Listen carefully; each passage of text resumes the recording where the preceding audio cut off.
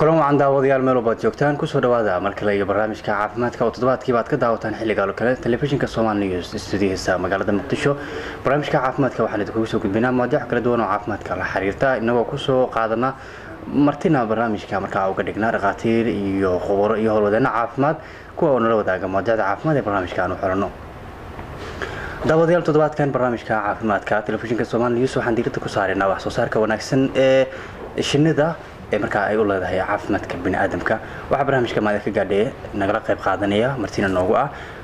al-ustaad Maxamed Dayib Sheekh Abubakar oo ah hormuudka kuliyadda culumta beeraha ee jaamacadda Jasiira ee magaalada Muqdisho, sidoo kalena shahaadada heerka jaamacadeed ee masterka ka diyaariyay culumta cayayaanka iyo noolaha ilma aragtada ah. ustaad Dayib markale waad mahadsantahay ku soo dhawaad barnaamijka. bal sharaxaad naga sii habkan مثلا wax soo saarka shinnida iyo saameyntiisa caafimaadka aadanaha. bismillaahir rahmaanir rahiim waa mahadsantihiin telefishinka Som TV. aadana u mahadsantihiin macluumaadkan oo kale oo qaybka in loo gudbiyo ama la gaarsiiyo ummadda Soomaaliyeed guud ahaan meel kasta ay joogto. shinnida waxay ka mid tahay marka la abtirinayo macnaha boqortooyada xayawaanka ay raacsan tahay kuwa cayayaanada ugu horumarsan way ka mid tahay oo xitaa ilaa quraanka lagu sheegay ayada suurada 16 suurada nahl ayada 68 iyo 69 oo mucjisada macnaha quraanka waxa ku jira kun aayadood oo cilmiga ka sheekeynaya. marka shinnida waa wax boqortooyo oo aad u heersareysa qaab dhismeedkeeda. waxay ka samaysan tahay boqorad iyo shaqaalo iyo labka marka aad u yar waxtarkiisana uu yar yahay. marka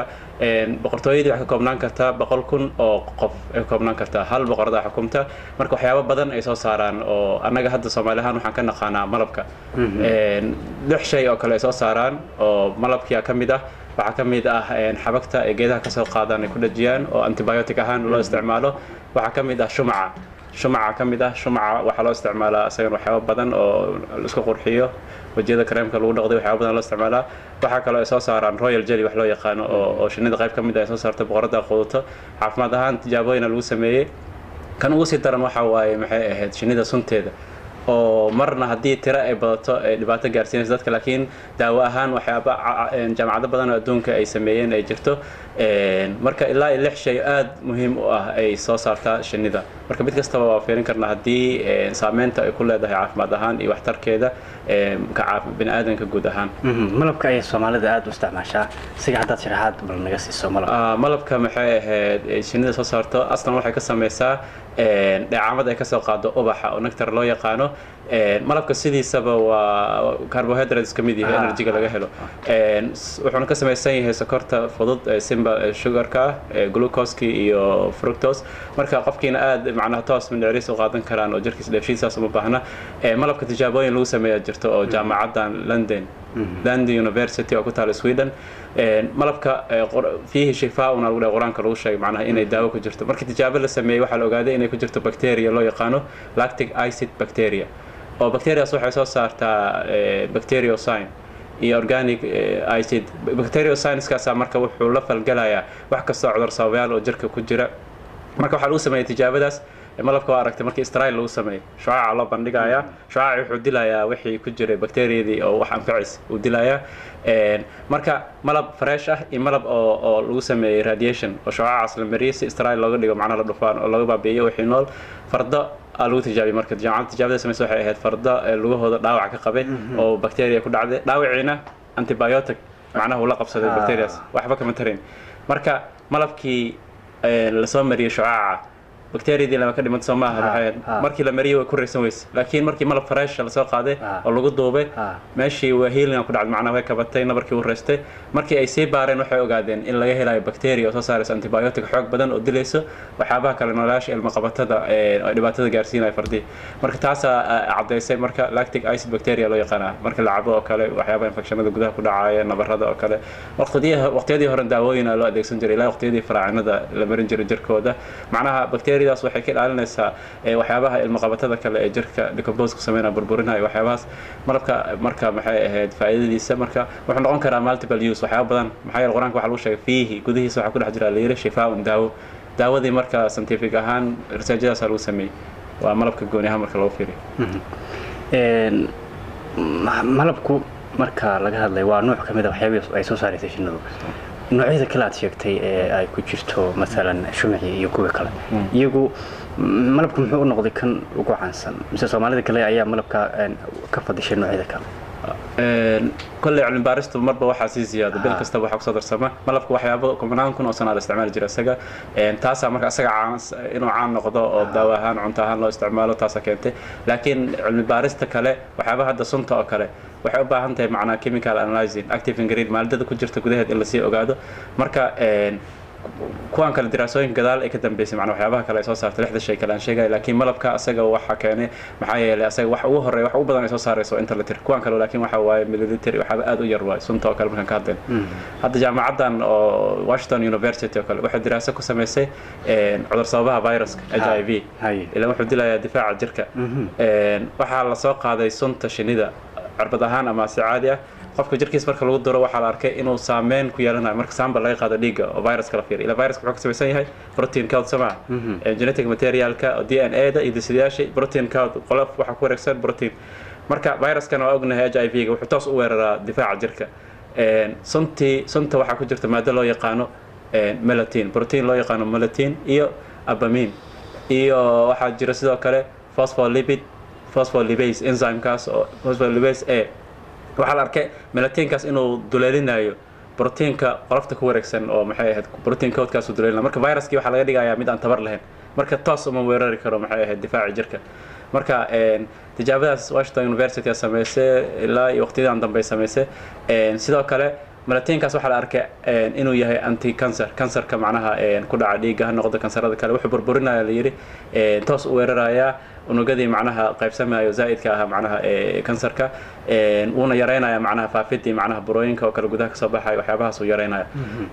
ilaa iyo xitaa taas waa cilmi ahaan traditional hadda masaarida iyo Falastiin aad u isticmaalaan bukaanada isbitaalada laga soo qoostay cudur waxa jira loo yaqaan tacala carabi lagu yiraahdo oo timihii daadanayaan nin waxa documentary aan akhrinay waxaan ku arkay nin 5 sano isbitaaladii macnaha daawooyinkii waxa uu tari waayay kadib shinnidii la qaniinsiinay macnaha hal xabo laba xabo usbuuci saamay shinnida sunteedii waxa ku jira melatoninkaas marka si gooniya loo siinay adduunka isolation qaniinyadeedu waxa xanuun badan tahay qaniiniyada aad waxaan u badan tahay sax waay diraasada ay sameeyaan xitaa isku mid maaha markii qaniinto qaar waxa jira jirkooda gududanaya bararayaan waxay siiyaan cirbad oo anti allergic ah alsiya anti histamine alfasiya marka dadka kala level ah marka sunta dad waxa jira xasaasiyad aad ka qabo oo qofkii neefta xitaa qabanayso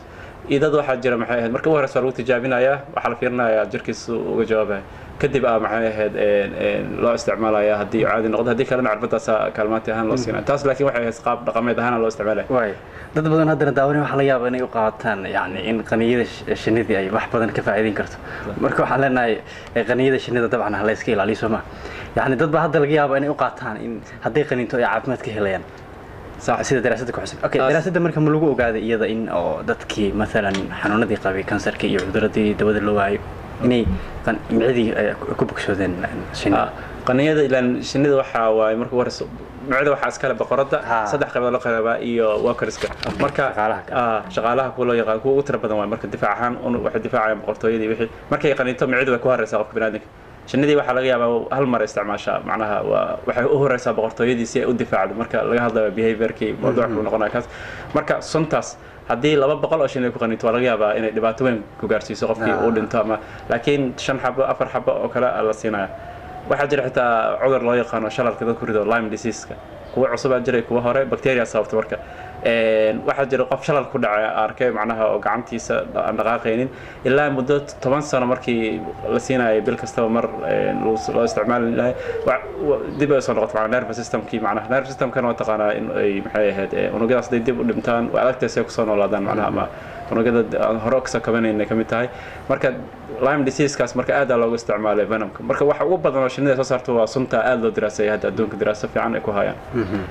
sharaab mukhtalif alwaanuhu midabyo kala duwan malabka xitaa kala duwan yahay sunta hadii la soo raaciyo waxa jira kiis ama maxay xoob oo caloosha ku yaala oo suntaas laga helayo macnaha suntaas wuxuu soo hoosgalayaa midabyada kala duwan ee soo saarto waxyaabaha shinnida taas waa mid marka dhanka sunta laga fiiriyo laakiin mid kale oo waxaa jirta waqtiyo horena la adeegsan jiray oo workerska oo kale shaqaalaha waxay soo saaraan dheecaamo cadcad jeli waa naqaan waxyaabaha aan ahayn maxay ahayd fadhi maxay ahayd dhagax aan ahayn adag mana aha dareere mana aha maxay ahayd solid waxyaaba adag marka boqorada waxaa loogu talagalay boqorada kaliya dhasha macnaha shinnida marka laga hadlaayo behavior qaabka ay u dhaqmayaan boqorada kaliya maalintii 200 500 oo kun inay dhasha laga yaabaa Israel way workerska ma dhalayaan ay marka ukumahaas waxa keenaya in ukumahaas badan dhasho waxa royal jellygaas waxa lagu tijaabiyay dumarka oo kale oo ukumaha aan dhamaystirnayn oo qaabkaas oo kale loo isticmaalay waxa la arkay in ay soo kabanayaan tijaabooyin la sameeyay jirto lagu sameeyay Japan oo kale uu sameeyay dad waaweyn oo ku sameeyay macnaha waxa la arkay xitaa in wadna xanuunka jirka macnaha adkaysigiisa iyo awoodiha maxay jinsiga xitaa inuu xoogaa ziyaadinayo testosterone hormoonkii inuu balance ka dhigayo tijaabooyinkaas ay ku cadeeyeen Japan 2007 dokumentiyada la soo baxay marka royal jellygaasna asaga waa waxyaabo hadda anaga marka shinnida dhaqanayna Soomaalida ahaan ma aragno laakiin dadka aad ugu sii takhasusay waxay aragtay waqtiga shumaca wuxuu leeyahay god yar oo lix geesood ah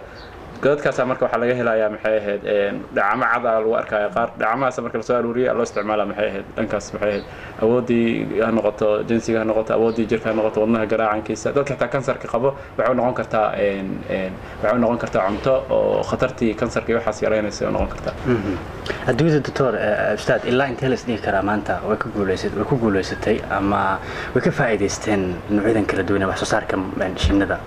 guud ahaan والله الدنيا horumartay adduunyadan macnaha wadamada soo koraya wadamada kale marka isku fiiriyo isku mid ma noqonayo waxa yeelay hada shinnida marka la dhaqanayo wadamadan waxa ku aragtaa in malab ahaan bes loo dhaqdo wadamadaas kale waxa specific wax khaas ah loo dhaqdo qaar waxa jirta suntaas kali production keeda loo dhaqdo qaar waxiga kali waxiga ila shumacan cosmetics waxyaabaha la isku qurxiyo aad loogu isticmaalo shumaca la shito IT da xitaa kombiyuutarada fiilooyinka waxyaabaha la isku dejinayo waxyaabahaas aad loogu isticmaalo marka waxa arkaysaa dad shinni dhaqanaya laakiin waxa uu dhaqanaya malab kali maaha macnaha waxyaabahan kale soo saarkan ee uu dhaqanaya marka wadamadaas aad ugu sii horumaray iyo jaamacadaha xitaa waxa cilmi baaris aad lagu sii wadaa inkastoo wadamada soo koraya cilmi baarista ku yartay macnaha cilmi baarista aad loogu wadaa dhan kasta markasta waxa soo baxay waxyaabo cusub oo soo baxayo oo waxtarka shinnida ay leedahay marka dhankan waa dhanka caafimaadka sideed kale xitaa wax soo saarka beeraha marka laga hadlayo waxa waa kuwa pollinators kuwa loo yaqaan macnaha waxay isku bacrimiyaan geedaha waxaan wax ka qaadayaan qaybtii labka aha waxay u gudbinayaan qaybtii dhadiga oo geeda kale hadda Mareykanka waxa lagu sheegaa 3 meelood 2 meel qudaarta fruitska soo saaraan liinta noqoto in ay ku xiran tahay shinnidan wadamada qaar ay laga dhoofiyaa xitaa si loo barbaariyo oo beerahii loogu fidiyo wax soo saarkii cuntadii xitaa idan caafimaadkii saameynaysa maxay nutritional ahaan dhankaas ka soo galaysa idana waa pollinators loo yaqaan aad ugu fiican tahay dhankaas marka loo fiiriyo marka waxa leedahay yani faa'iidadeedii iyo waxtarkeedii kaliya kuma ekatay caafimaadka xitaa bi'adiina oo saameynaya bi'adii aad u saameynaysa sax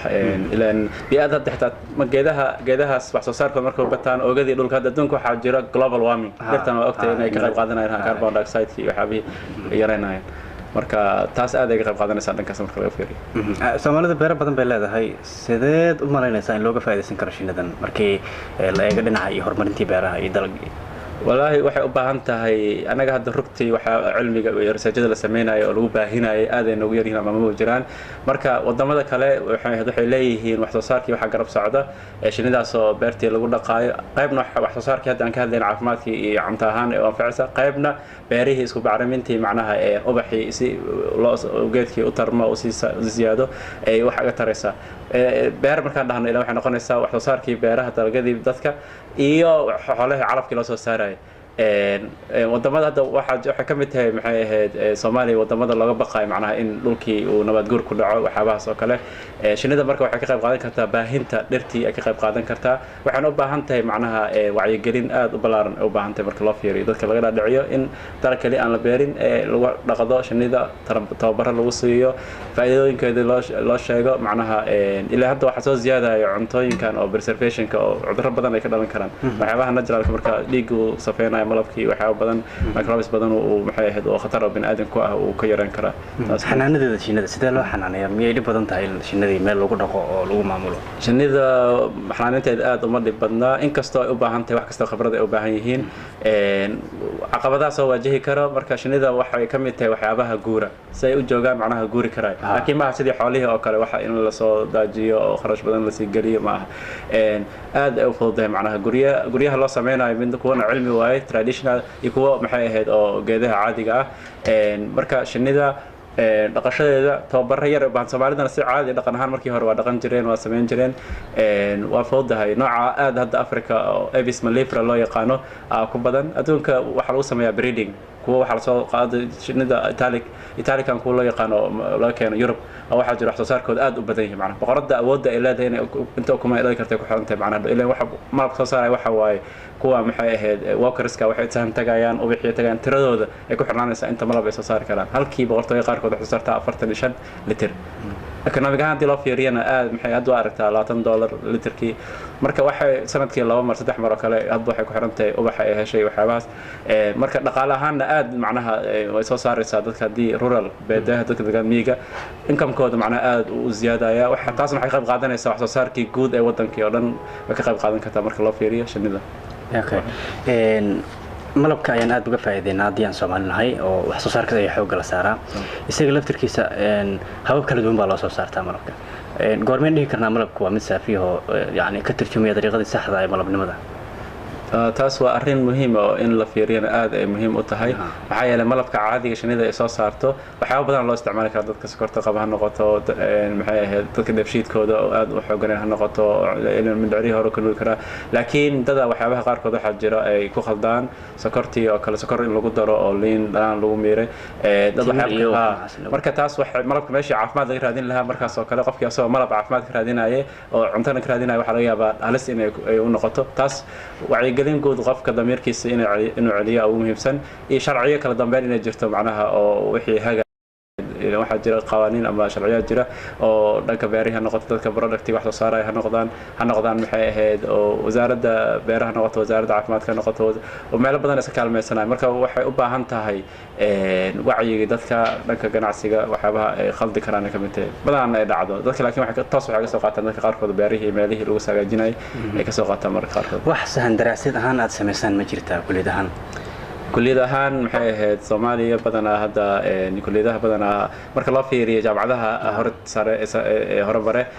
dhanka laabka macnaha waa xogaa loo roon yahay laakiin ardayda practical ahaan waa loo geeyaa meelaha shinnida ay ku dhaqanayaan qaabka ay u dhaqmayaan inta kilo malab soo saari karaan magac scientific name-ka magacyadii iyo morphology ahaan qaabka ay u samaysan yihiin lugihii waxaas oo dhan qaab dhismeedka jirkooda waxaas dhan waa loo sharxaa waana arkaan laakiin se maxay ahayd marka laga hadlayo maxay ahayd nanotechnology ama maxay ahayd waxyaabaha ay soo saarto marka la sii baarayo proteinadii wixii la sii kala saarayo waxay u baahan tahay qalab iyo waxay u baahan tahay macnaha lab oo horumarsan u baahan tahay research oo descriptive macnaha oo questionnaire waxyaabahaas oo kale qaabkaas research oo lagu sameeyaa laakiin scientifical oo lab ahaan iyo waxyaabahaas qalabkii waxyaabihii dhiban kulley taasna iska imaan doontaa kulley markii jaamacadaha inay soo iibsadaan waxyaabaha qalabyada laga baarmaanka iyo santara in la helo oo dawladda ay leedahay oo keenaya maxay ahayd wax research badan in lagu sameyn karaayo laakiin sida kala caadiga oo journal ahaan waa loo diraasayaa يعني كفائديسيga mustaqbalka dhow ee shinnada iyo Soomaalida maxaad u malaynaysaa bulshada inay u badashay ama ay jiraan dad isku howlaya in la helo in bi'adii iyo waliba dadkiiba ay isku mid ah looga faa'iideeyo shinnada iyo wax soo saarkeeda hadda waxa keeni kara maxadda dhaqaale ahaan loo sameeyaa dhaqaale ahaan markii ay tira bataana si natural ah macnaha ilaa natural balance wax loo yaqaan jira macnaha si dabiici ah ee waxa shinnidii ayada qayb qaadanaysa bacrimintii wax soo saarkii uu sii kordhaya dadka faa'iidooyinkooda hadda way ku soo baraarugayaan kullee company badan sameysmay oo ka ganacsanaya malabkii inkastoo wax soo saarka kale royal jellyga iyo bee venomka suntii iyo waxyaabahaas kale aan hadda maxay ahayd xooga dadkii macluumaad badan aysan ka sii haysanin ma waxaas leeyahay waxa wada iskaashadaan oo ah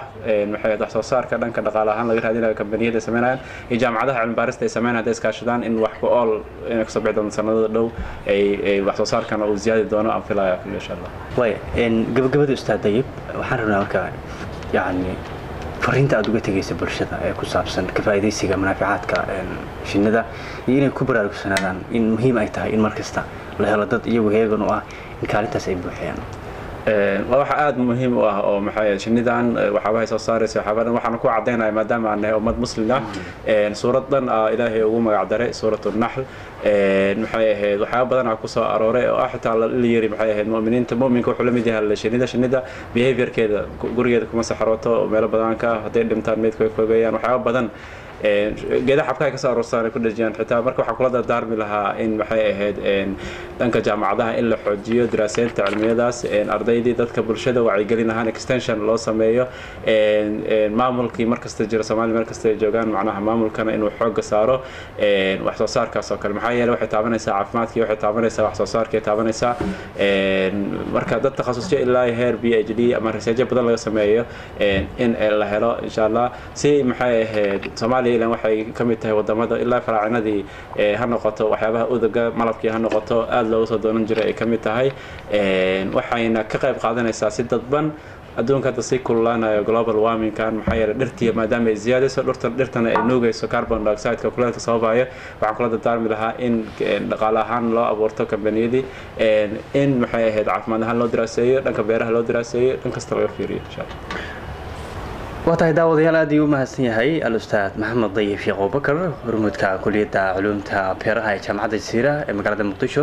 sidoo kalena shahaadada masterka ka diyaariyay culumta ka hortagga cayayaanka beeraha iyo waliba sidoo kale baxnaanada beeraha aad ayaan uga mahadnaqaynaa waqtigiisa qaaliga iyo fursadda uu nala wadaagay annaga iyo daawadayaashaba in barnaamijkan caafimaadka uu nagala qayb qaato isagoo markaasi sharaxaad dheeraad naga siinayay faa'iidooyinka caafimaad iyo midka biyo ahaanba ay u leedahay wax soo saarka shinnida iyo ka manaaficaadsigeeda tan iyo kulanti dambe waa aniga Cabdiraxmaan Daahir Gutaale iyo Maxamed Salmaan oo dhanka kaamirada naga saacideeyay oo idin leh nabadgelyo